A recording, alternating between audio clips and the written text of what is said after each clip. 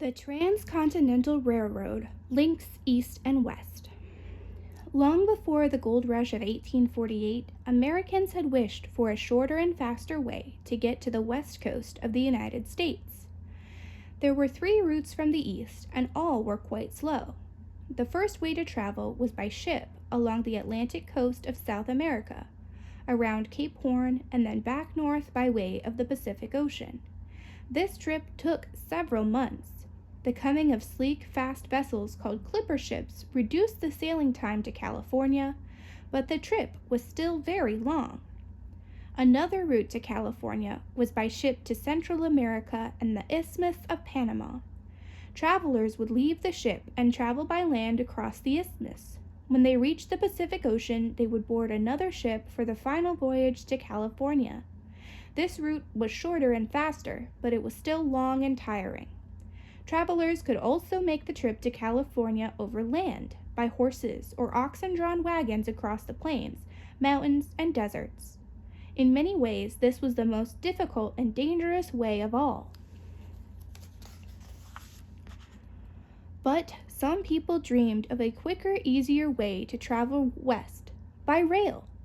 By 1850, all the big cities east of the Mississippi River had been connected to each other by a great network of railroads. The Iron Horse, as the railroad locomotive was called, had made it easy to travel from one place to another. Why not build a railroad all the way across the Great West and into California? In the 1850s, the United States Army surveyed possible routes for such a transcontinental railroad.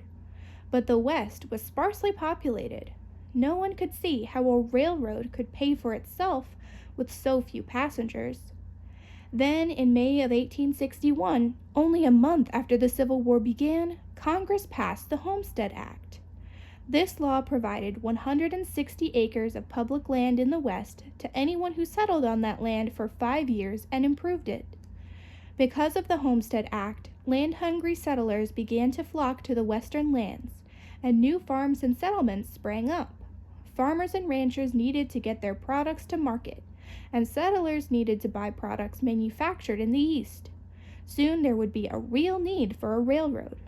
Abraham Lincoln saw a transcontinental railroad as a way to tie the western territories more closely to the Union, but he knew the government could not fight the Civil War and build the railroad at the same time. Lincoln was not the only person who dreamed of a transcontinental railroad. In California, a man named Theodore Judah had worked for years to get Congress to build a railway from California to the east. In 1859, he finally succeeded in talking 4 businessmen into building a railroad from Sacramento to the gold and silver mines in the Sierra Nevada mountains. The 4 men were Leland Stanford, Charles Crocker, Mark Hopkins, and Collis P. Huntington, and their new company was called the Central Pacific Railroad. Judah returned to Washington, D.C., and finally got Congress interested in building a transcontinental railroad.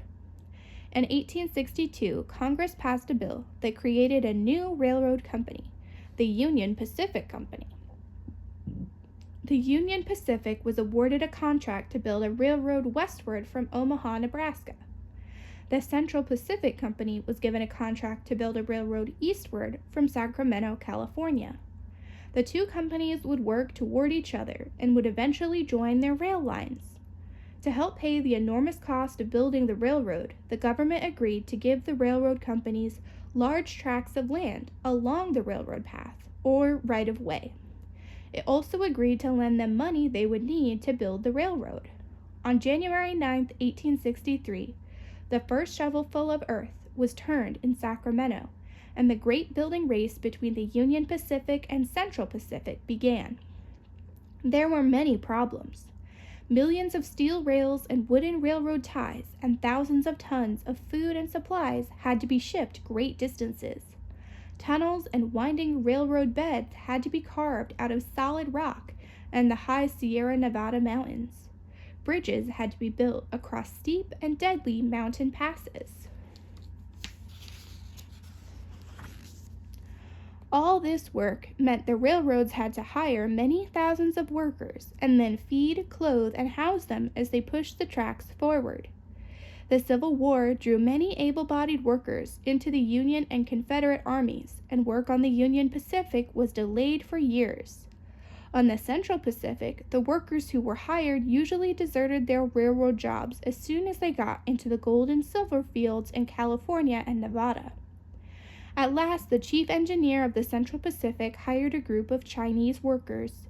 They toiled from dawn to dusk for very little pay, and they did not quit. Soon there were thousands of Chinese workers helping to build the Central Pacific Railroad. The Union Pacific hired thousands of tough, hard-working Irish laborers. After the Civil War ended, they were joined by battle-hardened ex-soldiers, many of them former Confederates. Day by day and mile by mile, the two great railroad gangs worked their way across the American frontier. Year after year, they hammered and hauled and drilled and dug. Slowly, the two rail lines stretched closer and closer to each other. Then, in the early spring of 1869, the rail crews came within sight of each other. The great day finally arrived for the joining of the railroad from the west to the railroad from the east. The two tracks had come together at a level valley in the Utah desert north of Great Salt Lake at a place called Promontory Point. On May 10, 1869, a great crowd of workers, politicians, railroad men, and reporters gathered at Promontory Point to see the driving of the last spike and the joining of the two railroads. Leland Stanford, head of the Central Pacific, was given the honor of driving the spike, which was made of gold.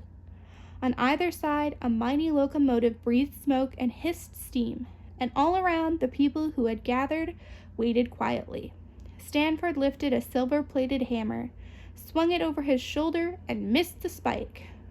Thomas Durant, head of the Union Pacific, took the hammer and swung, and he missed too. Finally, Grenville Dodge, the chief engineer of the Union Pacific, drove the spike into place. Over the telegraph line, this message was tapped out. The last rail is laid, the last spike driven. The Pacific Railroad is completed. The Atlantic coast and the Pacific coast were linked with bands of steel.